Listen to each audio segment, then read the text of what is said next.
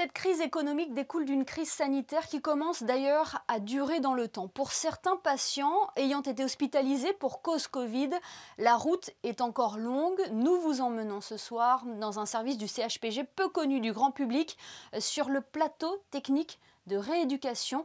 Plus de détails dans ce reportage de Christine Datomel. Au tout début de la pandémie, il est vite apparu la nécessité pour les malades atteints de la Covid-19 d'une intervention de rééducation et de réadaptation. 15 à 20% des patients qui ont été affectés par l'épidémie gardent des difficultés fonctionnelles, limitant leurs activités journalières et ayant un impact sur leur vie sociale et professionnelle. Des symptômes qui, malheureusement, sans intervention, ne disparaissent pas tout seuls. Une cinquantaine de symptômes a été répertoriée à ce jour, répartis en 4 grands groupes. Il y a des symptômes, des conséquences fonctionnelles, on va dire cardio-respiratoires, la toux persistante, de l'essoufflement, de la fatigue à l'effort ou de la difficulté à effectuer un effort d'endurance. Il y a des symptômes qui sont neurologiques musculaires, avec une fonte musculaire qui peut être parfois extrêmement marquée, mais aussi ce qu'on appelle des myopathies acquises, donc une altération du fonctionnement musculaire acquis.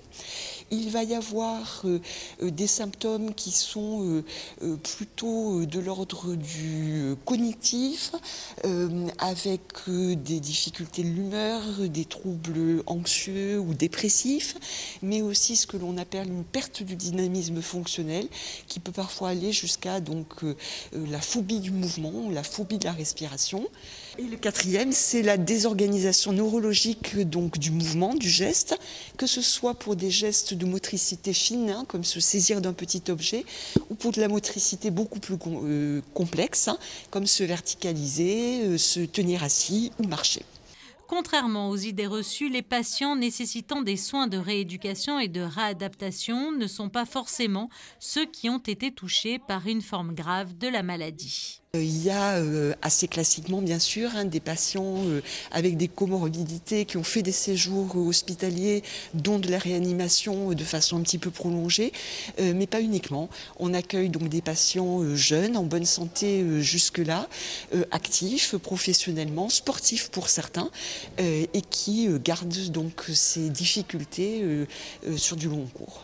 Suite à une hospitalisation ou à une nécessité de rééducation, différents niveaux de prise en charge sont présentés aux patients. Il se verra alors proposer soit des exercices à effectuer à domicile, soit l'assistance d'un kinésithérapeute de ville, ou encore le patient pourra être accueilli au CHPG sur le plateau technique de rééducation.